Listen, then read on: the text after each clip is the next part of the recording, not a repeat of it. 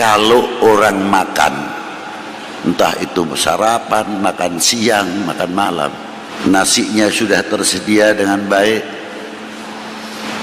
Saya pernah bertanya sama guru saya, dan saya melihat beberapa ulama-ulama dan para habaib, kalau mau dahar itu cindungnya dipakai, kopiahnya paling tidak kaosan yang rapat, bukan kaos gantung, sarungnya rapi, yang tidak berkopiah, sisiran dengan baik. Apa tujuannya? Biar kelihatan rajin? Tidak. Tujuannya menghormati kepada si pemberi rezeki. Itu hebatnya. Tidak cukup hanya berpakaian, biniyah menghormati kepada si pemberi rezeki, bukan hormat kepada minuman, air atau masakan dan nasi, bukan itu. Sadar para ulama, para habaib, nasi adalah makhluk, air adalah makhluk, sarana mencari kenyang, tapi tidak mampu untuk mengenyangkan, terkecuali bertemu kepada yang mengenyangkan. Mau makan 2 piring, 3 piring, tidak ketemu yang mengenyangkan. 5 piring pun masuk, tidak ada apa-apanya. Tapi kalau kenal, mencari siapa pemberi kenyang ini, maka para kesepuhan ulama sampai baginda Nabi SAW khususnya, kalau habis makan tidak mau minum setengah jam atau 1 jam. Sebab apa? Eman, enzim yang keluar habis makan jangan sampai tidak menjadi obat, hancur oleh minuman. Akhirnya enzim itu tidak bisa bekerja, tidak bisa mencegah kencing manis, tidak bisa mencegah kolesterol, tidak bisa mencegah darah tinggi, karena dihancurkan sendiri oleh tadi minuman.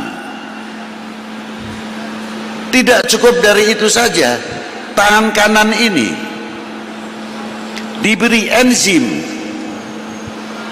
yang sebelah kanan ini setiap mengepal makanan apapun itu mengeluarkan pemunah dan mengeluarkan satu cairan yang sekiranya perut itu kurang mampu untuk mencerna, tangan kanan inilah sebabnya. Tapi kalau tangan kiri tidak bisa, enzimnya tidak sama, bakterinya pun juga tidak sama. Ini kekompakan salah satu tubuh manusia. Itu diantaranya.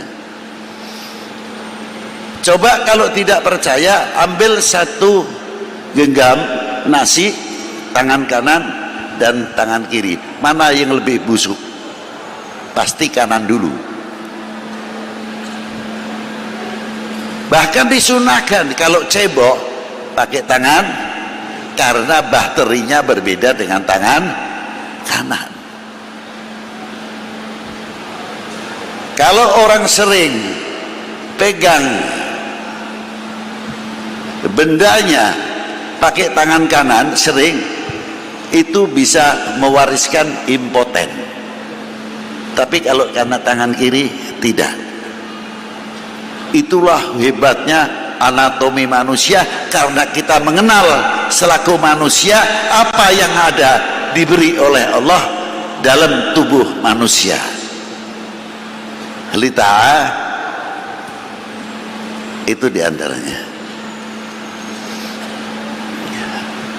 Lain daripada itu, dalam segi nilai-nilai akhlak wal adab, para kiai ini hebat, para habaib. Kalau makan pakai soprah atau apa itu, di plastik ataupun kain, menjaga yang jatuh masih suci, masih baik, bisa diangkat kembali ke piringnya. Bukan sekadar itu kan adab, bukan itu saja. Sejauh mana kita mengenal pemberian Allah Subhanahu wa taala yang berupa makanan tadi? Apakah satu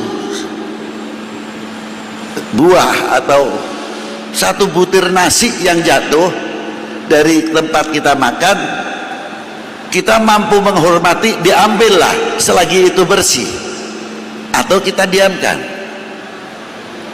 Kalau dunia tasawuf akan langsung saja, sombong amat lu,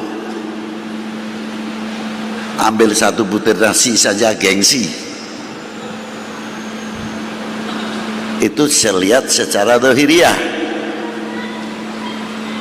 Tapi kalau kita mengenali ta'arufu, saya bertanya, siapa di antara kita yang mau menciptakan, mampu menciptakan satu butir nasi? Mampu atau tidak? Menciptakan satu butir nasi bisa. Hebat betul tuh kalau ada yang mengatakan mampu. Sejauh mana kita bisa menghormati satu butir nasi?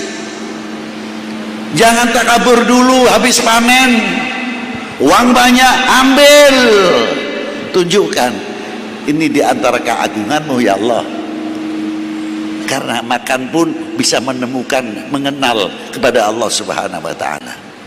Maka makannya ulama aulia saja ibadah. Loh, ini di antaranya. Diambil. Lebih jauh, satu butir nasi ternyata yang ikut andil banyak sekali. Bukan satu orang, dua orang, tiga orang. Dari mulai mencangkul tanah sampai meluku, bajak,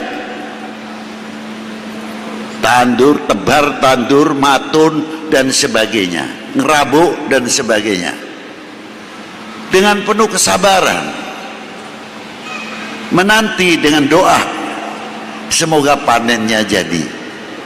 Satu sisi ingat anak saya masih di perguruan tinggi, satu sisi ingat anaknya masih tahfidzul Quran, ada yang di pesantren dan lain sebagainya, mengharapkan panennya itu baik.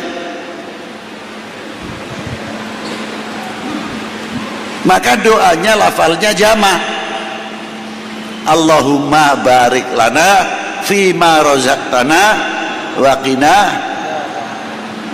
Kok tidak menggunakan kalimatul mufrad? Allahumma barik li, ya Allah berkahilah saya. Tidak.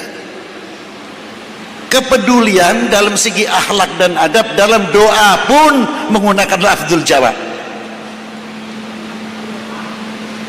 Allah, ya Allah berkahilah kami yang nangkul, yang membaca, yang tebar, yang tandur, yang dan lain sebagainya, sampai yang memasak jadi nasi. Ikut Allahumma barik lana fima rozak wa qina adzab, didoakan. Sekalipun yang menanak nasi masih belum sholat 5 waktu terkadang, la sholata wala shaum, tidak puasa terkadang, tapi dengan barakah wa qina adzabannar, yang tadinya tidak ibadah, Allah Ta'ala memberikan taufik wal hidayah. Doa dengan doa Allahumma barik lana fima razaqtana wa qina adzab